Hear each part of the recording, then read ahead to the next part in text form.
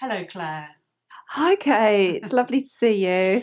I really wanted to talk to you because you are passionate about female pelvis. And I've seen this in your brilliant yoga classes and the depths of your knowledge and your understanding. Um, and also, in the meditation work that you do, that kind of rooting comes into that. And I just wanted to share your knowledge or help you share your knowledge in the wider community because I think you have some really useful and practical things to say. Yeah. Oh, thanks, Kate. Yeah, it is a passion. It was what I would call a little something I stumbled upon. It wasn't something I went out one day and go, yes, female pelvis. Let's find out more. It just came off the back of a very, very personal experience, and that then just was a light bulb moment of, well, if I'm experiencing stuff, then crikey, Mm. look how many women are in the world. So let's consider what I can bring into classes to really support them. Yeah. So what sorts of conditions and issues do women bring into your classes? Yeah, it's quite fair. I just think from the perspective of those that might be watching today, and also to reduce stigma and shame, because I think as women we carry far too much stigma and shame with certain aspects of our body. So many years ago, I suddenly started to develop a painful condition where I couldn't even put in a tampon. Sex was incredibly painful, and it was just getting worse and worse. And I remember being at a yoga teaching workshop and my period started. So I went to the ladies and I couldn't put the tampon in. My body just refused to have this tampon. And I got a referral back to my consultant because I'd had years of problems with endometriosis. And he quite literally put his finger on the problem straight away and said, oh, you have vulvodynia. Now, vulvodynia is quite a wide spectrum label to just really describe pain within the vulva, within the vagina itself. And so I was really, really lucky here in Watford that we had at that time a team of three consultants that did a three-pronged approach to women experiencing vulvodynia. So the first one was through medication, and then there was an element of psychotherapy and also working with a women's health physiotherapist. And it was through that combined effort that I learned how and what was going on in my body, and understanding after all of that, gosh, there's a message here. There's just such a strong message here. Yeah, yeah. And I think that these conditions are really common.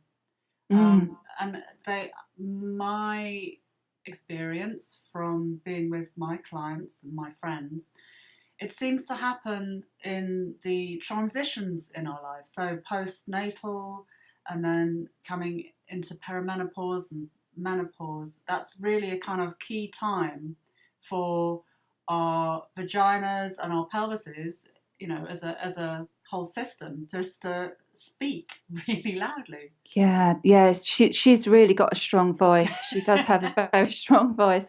And I think the other thing to take into account is women often consider that you'll only have problems down there, as they refer to it, if you've A, had children, and B, you've had vaginal births. So women that have had C-sections aren't excluded from experiencing problems, and neither are women that haven't had children either, because the dramatic effects of hormones can make a huge difference, as you say, through those transitions, especially going into menopause. So what do you think, in your experience, can make a difference to women in a practical terms? What practical thing can women do to help open up this area? What you mean, as in self-care? Yeah. Yeah. The first thing I always encourage women to do is learn to relax. Mm. We're in this. Really? Yeah. I know we're in this. We're in this society. Yeah, we've got this society that seems to think it's like, we've got to make it stronger.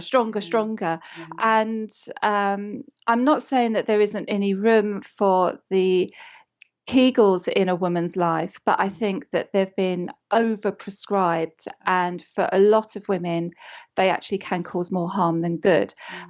So if you consider that when we're stressed, everything pulls up, our breathing isn't as effective, and so therefore our breath has a really dynamic effect on our pelvic floor. In fact, the two work together. They are really buoyant, and they do work together. And so when women are constantly thinking, or if I'm leaking slightly, or I've got other issues going on there, I've got to strengthen my pelvic floor. But what they don't perhaps understand is that those muscles, soft tissue, is so fatigued from being hiked up and hiked up and hiked up again that it won't work and respond as effectively. So the quickest route into that is to encourage women to soften and let go. So in certain circles, it's referred to as down training. You've got to learn to down train those muscles and learn to switch them off before you can then get them to switch on again. So well, we can come later to how because you have some resources that you're going to share with us. Yeah. But I was also wondering what role posture plays in these sorts of cases.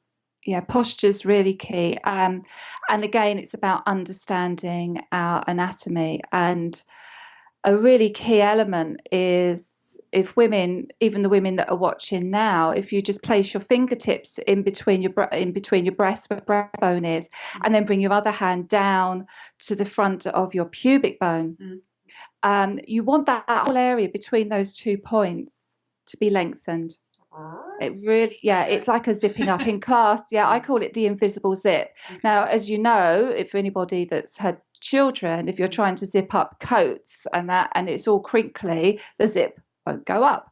And it's pretty much the same with us. We want to keep that zip open, lengthened. And what that all does, all of that, there's like a little pocket in the front of our pelvis where all the muscles that come down from the abdomen actually just go inside that. And then that also connects to the muscles, which are like a diamond shape, that come up like a hammock through the whole pelvis itself. So what we do with our posture intrinsically impacts on how our pelvis sits and then how our pelvic floor muscles sit. So posture is really, really key. I'm not talking this rigidity, so we then create another problem of like, I'm dealing with one thing and now my shoulders are hurting and my spine's hurting. But it's like, I call it the soft opening. You want to feel that everything's just lifting and lengthening up. Tell me about tail tucking. Because there's this whole thing about the length of the lumbar and the lower back and tucking your tail in and that mobility in between the pelvis and the spine. Yeah, well, it works two ways. If we tuck one way, then what we're doing is we're pulling muscles too tightly in one direction, and then they get held rigid. And so therefore you've got to imagine our pelvic floor is this living, breathing organism that just pulses. It's just got to constantly have this fluidity to it. And then when we're constantly tucking, we're actually starving it of that energy and that vibrancy.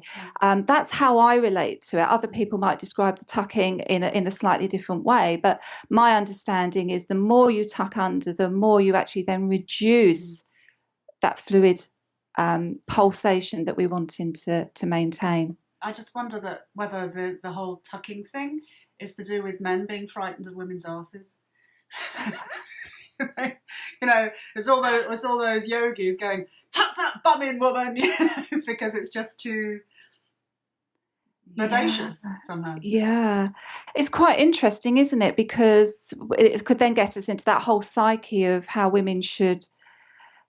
Well, they used to say seen but not heard, but then there's that sense of, as women mature and get older, everything else becomes quite diminutive. So it's their voices perhaps come softer or are less vibrant.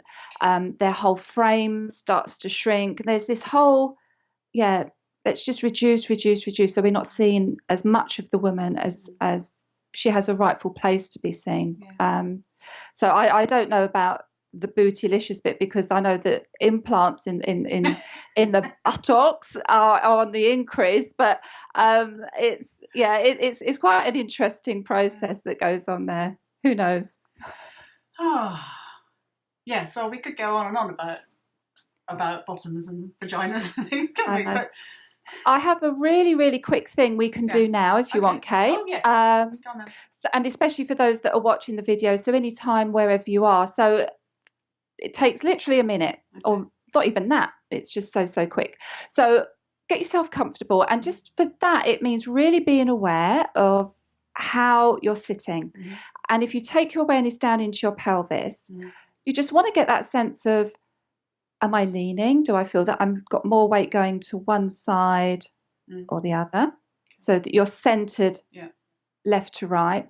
And then also front to back. Do I feel that I'm leaning in quite a lot, or am I leaning back and I've got more weight going back towards the coccyx? So we're again considering that diamond. We want to feel that we're sat right in the center of it. So we've got an even balance of weight throughout the pelvis. Feet flat to the floor, hands resting wherever they feel comfortable. And just for a moment, Kate, if you wouldn't mind, just shut your eyes and just take your awareness just very, very briefly to your breath, your normal breath. Feel your breath coming in and your breath releasing. And for those that are watching this video at a later date, you can do exactly the same. Be aware of the movement of your breath. Just be aware that your breath has a rhythm. And then take your awareness down into the vagina. Now, as women, we have 3 openings. We have the urethra, we have the vaginal opening, and we have the back passage. And I want you to be aware of those 3 openings. And imagine or feel now that you're breathing in and out through those 3 openings. There's no contraction, there's no pulling in, there's no nothing. It's just simply breathing in. Imagine or feel my breath is coming in through those 3 openings. And just as importantly, my breath is flowing out through those openings.